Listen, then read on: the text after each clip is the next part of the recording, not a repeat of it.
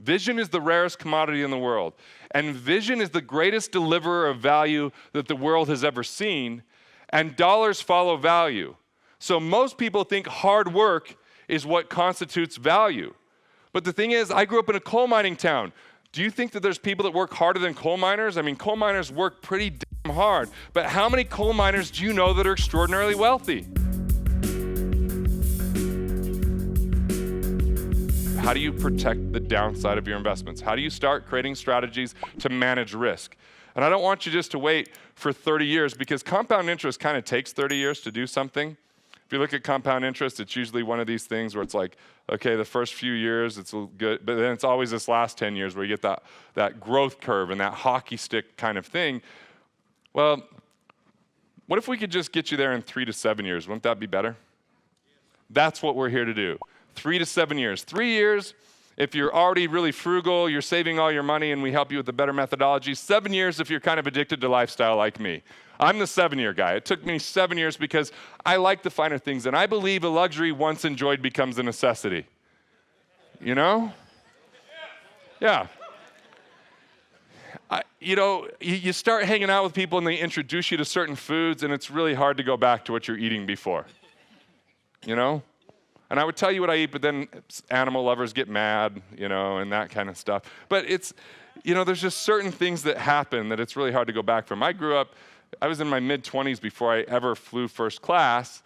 And then once you fly it, it's really hard to go back. I'm a tall guy, and, there's people that crowd you. So those are the types of things. I don't want you to have to go back. So it might take you 7 years if you're deep in debt or if you're just really addicted to lifestyle. And for a lot of people, it's only a 5-year deal. So we're going to map that out. We're going to unveil that. We're going to talk about it. And let me begin with the framework right now. So you can open up your workbook and you can go right to page 5. All right? Page 5 is going to unveil this. The first thing to do is to recover cash. This is the 5-lever framework to economic independence. This is the 3 to 7 year plan. So recover cash. How do we do that? There's 4 I's that most people are losing out on. The letter I. The one is overpaying the IRS. 93% of people tip the government. No reason to tip them. They're not good wait staff and that kind of stuff, and you're sharing your gratitude. They don't even give you a thank you. They just spend it how they want. So tipping the government, the IRS, that's the first I. The second I is investment fees. So there's hidden fees, there's hidden commissions, and this makes a huge difference. Let's say that you had a 0.85% fee, so less than 1%. And you had $100,000 invested, and it could do 10% over 30 years. That 1% fee, instead of having a $1.74 million account, you'd have a $1.4 million account. So that less than 1% costs you $340,000. These things matter massively, right? It's like being on an airplane and having a headwind versus a tailwind, a huge deal. The next one is interest. Most people overpaying on interest.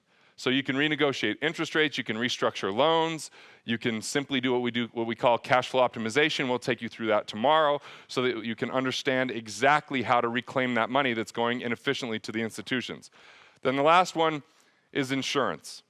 And I know everyone in here loves paying for insurance, so I don't want to take that away from you. Because of your payments to insurance, they can now beat the beer commercials with better commercials. These geckos, these cavemen, these football players, they're somewhat humorous if you didn't, push past it on your DVR recorder. So, but insurance, there's a lot of duplicate coverages and duplicate costs. It's not about which company you choose as much, it's how you structure things. And a lot of people don't have structure because these order takers of insurance agents don't actually look at how to get the right transfer of risk and the right structure to your policies. Instead, they're simply saying, oh, let me give you a quote with a different company and see if we can beat the price. So those are some of the ways that people are inefficient, and what we want to do is boost profits, recover cash, because that's money that can now go into your financial life to help you get to economic independence, okay? The second piece is to strategically engineer wealth. That's what this first day of awareness is about. To strategically engineer wealth, we're going to look through safety and security, because you're going to have everyone in this room, everybody watching is going to have a financial surprise sometime in their life, and some of you are going to have multiple. The question is, are you going to be prepared for that? Because 95% of the time, it wouldn't have had to be devastating. It wouldn't even have to be that much of a bump in the road once you understand the safety and security part of strategically engineering wealth. So we begin with the foundation. And we figure out where you set, where you're not set, where do you have blind spots. Then, from the foundation, we move into more kind of safeguarding, which is how do you really transfer risk? Everything from asset protection to corporate structure to having plenty of liquidity. That is the number one underemphasized thing in the world of finance is liquidity. Having enough money on hand. One, just because now you have a peace of mind fund, because have you ever been where you don't have any cash on hand, and then all of a sudden you start feeling a lot of stress, you start taking on clients that maybe you don't want to take on simply in the name of making money, or you're working late and then you're not sleeping well. Everything starts to crash down more when you have a lack of liquidity. But the best investors in the world aren't the investors that always stay invested. They're the investors that sit on cash, and then when the opportunity presents itself, they pounce. I read an article once on Ted Turner, and they called him a predatory investor. They said he sat and waited, and then when the opportunity came, when everybody else had been investing all along, and now all of a sudden they were stuck, they were illiquid, or the market was going down, he could now buy when the time was right. That's a different type of investing than most of us have been trained, taught, or educated throughout our lifetime. And then finally on strategically engineering wealth, it's about growth. It's about investor DNA. It's about money and investing. So we get the foundation done first. Then we build in the safeguards and liquidity. Now it's about investing, but only selecting investments that make sense based upon who you are. And cash flow investments first. Because the number one objective is economic independence first, not accumulation for 30 years from now. All right? Then the third thing is to accelerate investment income. Do you have any lazy assets? Do you have any money that's not producing cash flow for you? 401ks, IRAs, any type of retirement plan that isn't putting money in your pocket, but it's taking money from it. There's a way to do an election to start getting that money come into your life rather than go out of your life without a 10% penalty, even if you're younger than 59 and a half. That would be one example. Or is there latent equity? Is there money that's sitting around that's not doing something for you? What can we do to put that into a cash flowing type of structure? Then, scale business revenue. So scaling business revenue is the key factor for economic independence. It is the number one game changer. You can go read thousands of financial books if you had no other life other than reading financial books. So maybe more like dozens of financial books. But if you read all these books, most of them, and I'm saying like 99% would miss one key factor. They would tell you to save. They tell you to watch fees, some of them. Some might even tell you good investments to put money in and how to be a better investor inside of that. But if you want to truly be wealthy, it's about owning a business or having ownership in a business or having upside potential, because that's where wealth is truly built. Tony Robbins wrote a book called Money Master the Game. Anyone read it? 650 pages. So I could save you the time, but sorry, now you already read it. There's some good stuff in the book, but here's where the book is completely a lie. And it's not Tony that's telling the lie as much. Every billionaire that he interviews inside of that book, what do they tell you to do? When you talk to Charles Schwab, he interviews him, he's like, what should people do to become wealthy? Discount brokerage accounts. Guess why he said that? He invented them. So he made it by building a business around that, yet he's telling everybody else to feed that business where he's got leverage and scale. Then they asked Bogle what to do, and he's like, put it in index funds. No, he invented index funds. He didn't make money by putting money in it. He made money by selling it to everyone else because he had leverage and scale. So it goes on and on and on until we hit Mark Farber, the boom, doom, and gloom billionaire guy, and he says, look, if I could only give my kids one piece of advice, it would be find your insider advantage. Find the thing that you do best and build a business around it, because that's where real wealth is made. And so scaling business revenue means that you can actually start to build something that you don't have to be responsible for every little thing, every little minute, like maybe self-employment might be that way, but really where you can start to leverage an idea, a vision, value, because other people are willing to work for it. Look at, do you think that Trump's ever picked up a hammer in his life?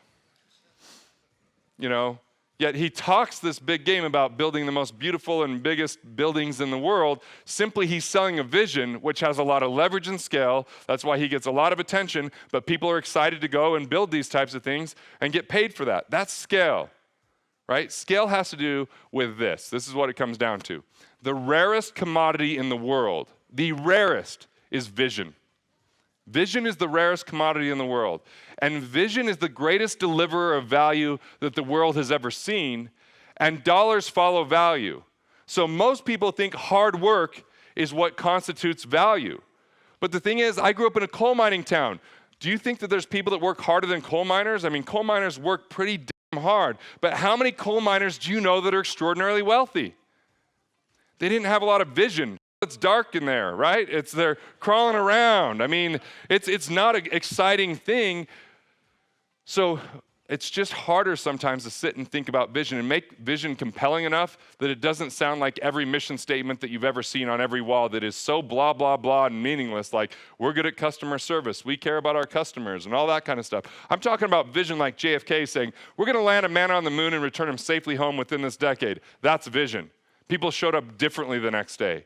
For us, vision is 1 million entrepreneurs to economic independence, changing their financial future and their family's destiny. That's our vision. We're not here to simply get higher returns in the stock market. We're not here, we're here very specifically for a reason that we want to make sure people become economically independent, because when they do, they can be more impactful in the businesses that they own.